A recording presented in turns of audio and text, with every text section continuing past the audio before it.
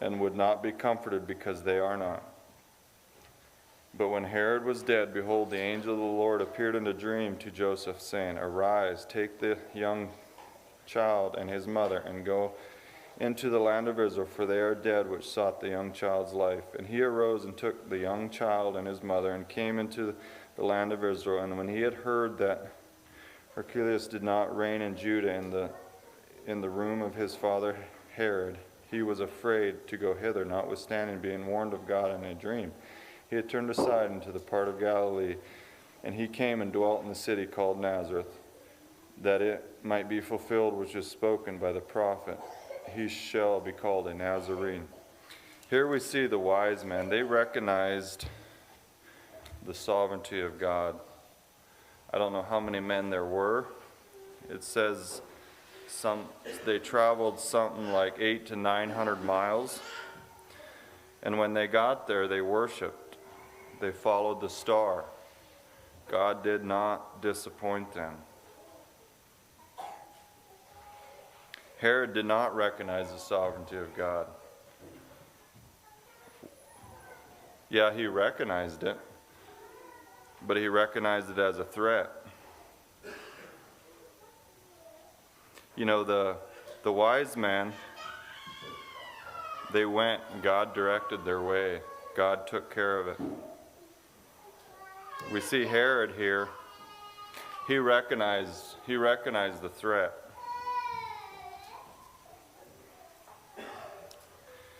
So how you think, well, you could pity poor Herod, but you can look at what was in his heart in verse 16.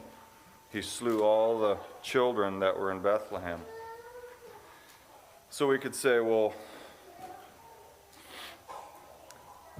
you could ask the question, well, if Herod wasn't there, could have the prophecy been fulfilled? You know, sometimes when we ask that question, we're digging for something else instead of recognizing the sovereignty of God. You know, God used a wicked man like that to fulfill his prophecy. And we see from 19 on how he used his son to fulfill more prophecy. The sovereignty of God. Okay, I would like to shift gears a little bit and turn to Mark 12 and read an account in there. This is not about the birth of Jesus. It kind of brings out the same point here.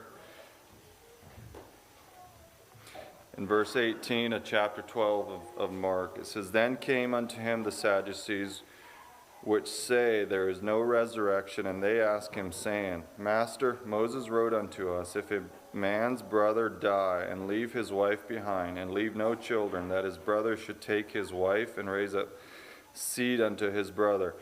Now there were 7 brothers, and the first took a wife, and dying left no seed, and the second took her, and died, neither left he any seed, and the third likewise, and the 7th had her and left no seed. Last of all, the woman also died. What a story.